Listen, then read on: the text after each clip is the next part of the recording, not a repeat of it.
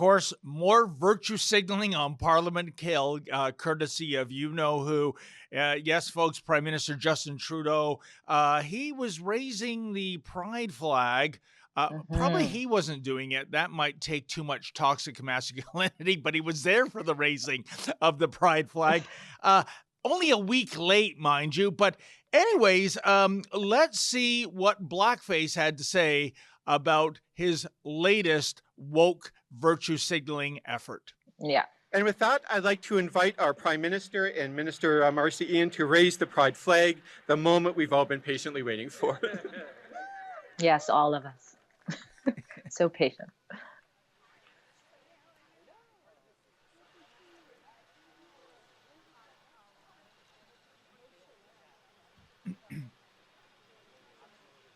We'll see if he can do it this time. Remember, he struggled with the Canadian flag before in the past? It's a sign. It's the string, Justin. Pull a string. Prize every time. Water box, drinks box thingy. Juice box. Oh, you got it. There it goes. Yeah. Our nation's new religion.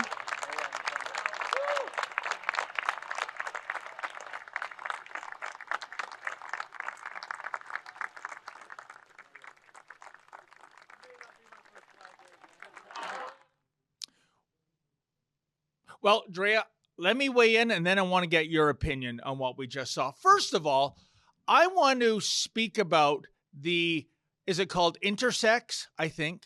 Intersex phobia going on that old-fashioned Pride Progress flag. Because you see, folks, the newest Pride Progress flag, the white triangle, is now, it encompasses yellow. Thank you, super producer Efren. And as you can see, there's this purple circle. I think that's called the purple flurple or something. And that represents intersex. Drea, I think it's only a matter of time. And by the way, I'll tell you this, forget what it stands for. The original rainbow pride flag, because I'm a huge fan of less is more when it comes to engineering or graphic design. It's a great flag. It kind of reminds me of the retro, old-fashioned Houston Astros jerseys. 7 bars of equal size, forming the colors of a rainbow. Although I've never quite seen a rainbow in those 7 colors, but I digress. And then along comes Pride Progress, which is I think it's called the BIPOC vagina is the name of the symbol. And that's the white, baby blue, and pink for the trans community. But wait a minute, the rainbow flag, that's LGBT, T is for trans. So they were already represented, but they needed extra special representation.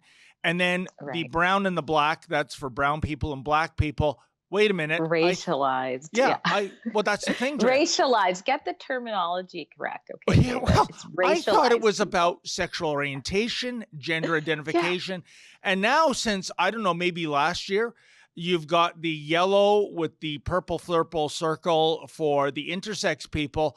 I swear to God, Drea, I'm expecting next year an illustration of the kitchen sink to be superposed on the flag. Anything goes.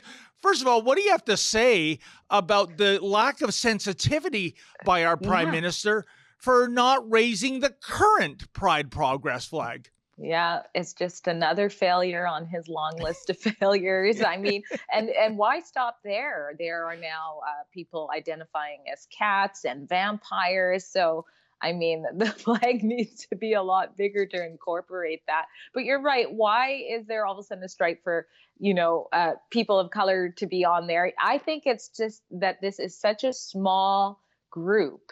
And so they need more. They want to keep getting more people to add so that their voice, their message, their ideology can be pushed further and louder. And that's why you're seeing it drip into race. They need to build their army. So, yeah, you know what? That's a good point. Because if I was a person of color, I'm going, why are you dragging me into that? I mean, there's almost a suggestion that if you're brown or black, you are therefore part of the LGBT community when probably it's the same percentage, which is less than 2% of the overall population.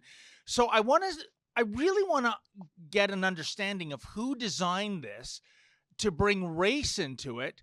And by the way, why only black and brown people? I'm not sure what color you would use to represent Asian people, right? Yeah, or indigenous. No, you're right. It's so many questions, and it reminds me of the Black Lives Matter movement, because I don't know if you noticed that there was a lot of Black trans lives matter happening there. Do you remember that? Yes. And a lot of the donations went to Black trans organizations. I mean, how many people are in that group? So there is a push, but not just that. If you look at some of the advertisement that is, really trying to say like, hey, look, this is our pride stuff, there is such a disproportionate amount, meaning there are a lot of Black people in this. And that is just not correct for how many percentage of Black people are, trans or what have you. But they seem to be pushing that all over, sort of an advertisement to Black people like, look, this is for you. Come join us. So it's not lost on me. I'm even seeing it in cartoons, believe it or not, strawberry shortcake, things like that, where you'll have like 2 trans characters or 2 LGBTQ characters, and 2 of them are Black. And it's like, what's that all about? So I got to start reading the funnies again, Drea. You're giving me some new news here that strawberry shortcake are now trans people. What? Holy smokes. You know what? It was a drag queen, and someone who looked like they possibly, they're cartoons, but you know what I mean? But we know what age group that's launched at. So I've always said nothing against drag queens. You want to go to a bar, taking a drag queen show, hey, whatever floats your boat, but don't bring it into a library. Don't bring it into an elementary school. It's terrible. Right. I can only imagine 10 years from now what that flag is going to look like. And I'm not kidding, Drea. I think there'll be so many new symbols. Like you said, hey, we got to throw in like a cat and dog face for the furry community, because where do you draw the line without being called blank phobic? And I want to say one other thing. Why does blackface get away with raising the flag a week late? This is June 8th. I think it was done either today or yesterday. Where was blackface on June the 1st? Oh, I know where, because I dropped by. He was at the Toronto Raptors practice facility. I thought he was maybe looking for another special rapporteur. See what I just did there? Very Horowitz, pat on the back. You're so witty. But no, Drea, he was there to launch another useless virtue signaling exercise. I don't know if you know this, but last June, for a week ago, I should say, that was the first National Day against gun violence. And how does one go about decrying gun violence and doing something about it? Well, it looked like getting a whole bunch of young people to come to the Raptors practice facility and wear T-shirts saying, "Stop gun violence." Well, I guess the gangbangers at Jane and Finch are just going to drop their Glocks, once they see those T-shirts.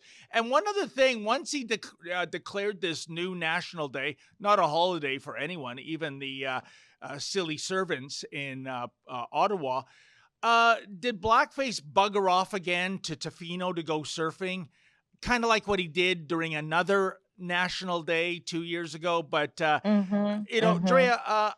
how does he get a pass by being a whole week late in raising the flag? Look, I could care one way or the other, but I would suspect if I'm one of these hardcore zealots of the alphabet mafia, I'm really pissed right now that he didn't raise that flag right on June 1st. In fact, midnight, May 31st, started up the poll. So what do you say? Yeah. Well, I'm sure some were waiting patiently. I do know there was a couple of flags on other parts of the parliamentary building that circulated on social media and things like that. But perhaps this is because we are being conditioned to be reminded that it's Pride season now, David. So there's plenty of time to raise the flag. A week into it sort of revives it and reminds people that this is an ongoing thing. This is, I keep calling it, Canada's new national religion. And so maybe that was part of the strategy. It's like, let's stretch it out. That's a clip from something we call Rebel News Daily. It's our daily live stream hosted by my friend David Menzies, but the show also includes a rotating cast of hosts and special guests, including me. It's a great way for us to talk about the news of the day as the news is happening in an unscripted fashion, and it's an awesome way for you to interact with us as well. We stream every weekday, 1 p.m. Eastern, 11 a.m. Mountain, wherever you find Rebel News. See you there.